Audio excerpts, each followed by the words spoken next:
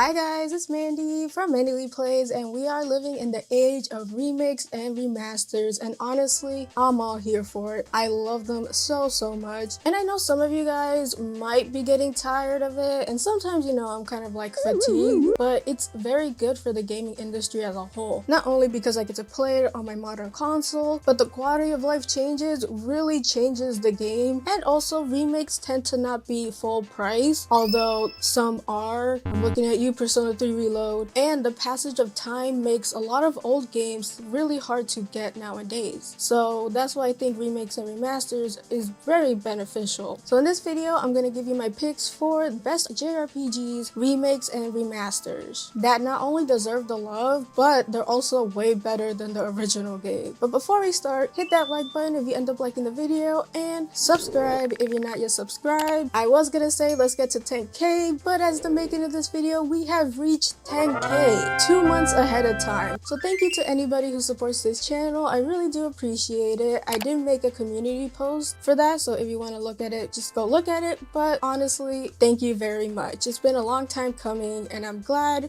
we hit that goal within this year. Alrighty, enough of that. Let's get to the list. First on the list is Dragon Quest III. Now, I was debating on whether to put Dragon Quest 1 or Dragon Quest 2, but I haven't played those games yet, so I chose Dragon Quest III. And it's honestly a really good game on its own. And Dragon Quest III really got me into Dragon Quest. My first Dragon Quest game was Dragon Quest XI, but 3 really hit that classical spot. But let me not get ahead of myself. Dragon Quest III is the quintessential JRPG. It's the granddaddy of JRPGs, actually. And it really made JRPGs what they are today. It's part of the reason why we have the job system and so many more JRPG archetypes. And with this new remake, not only did they fix quality of life things, but they also brushed up the graphics. So instead of the traditional pixel art from back then, we have the beautiful 2D HD graphics, and it just looks so beautiful. It really does a phenomenal job bringing a new look to something old. In my opinion, this is how remakes should be made. Not only does it take the essence of the original game, but it adds quality of life features, which makes the game more easily accessible, especially for people like me who don't really like classic games, or more specifically the classic jank, because there are some things in classic games that I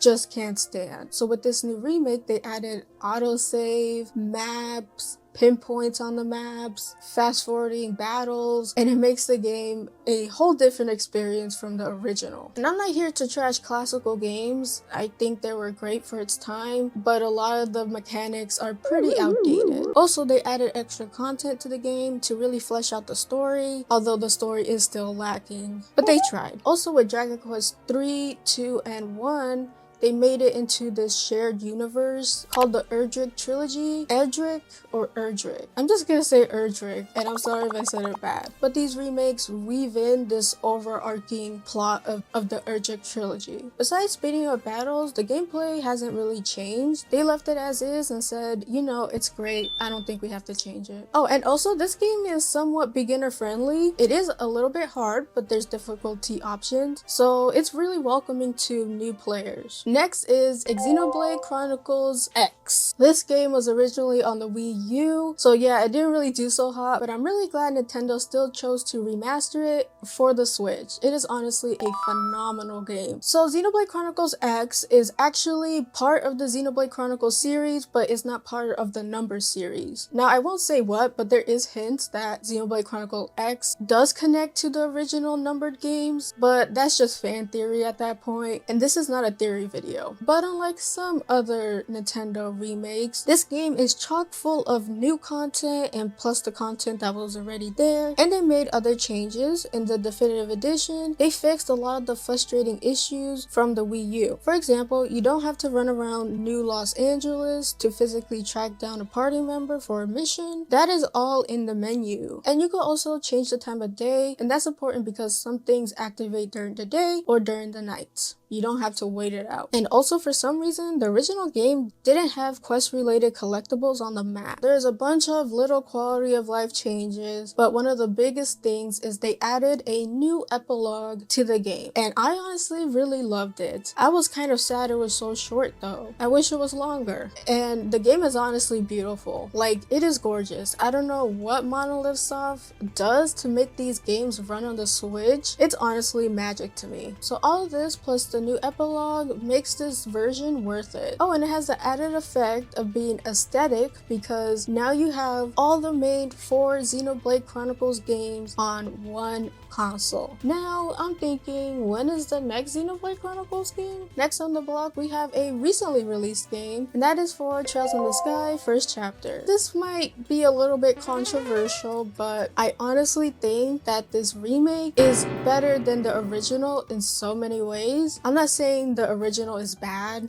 It was good for its time. But if you're gonna play Trails in the Sky First Chapter, play the remake. And also, if you really like the remake, you could always go back to the original. I've seen a lot of people play the remake, loved it so much that they want to play the original, which is awesome. But again, if it's your first time, play the remake. But back to the game, you can't deny that this remake made a big impact. This remake not only brings everything from the original, but in a modern way. The original game is about 20 years old at this point, and you could tell, I mean, I'm not trying to be mean, but you could tell. The remake fixes all of that while still keeping the story and characters intact. The story is well written and there's a lot of foreshadowing to things in the future, and if you know anything about the Trails games, you know that each of them connect to each other in little bits of ways, and Trails to the Sky First Chapter is the start of that franchise. So not only is the game remade with new graphics, animations and stuff, it is also a remake of the first game that makes it beginner friendly for people who want to get into the series. And one cool thing that they brought in is the gameplay from more recent Trails games, which is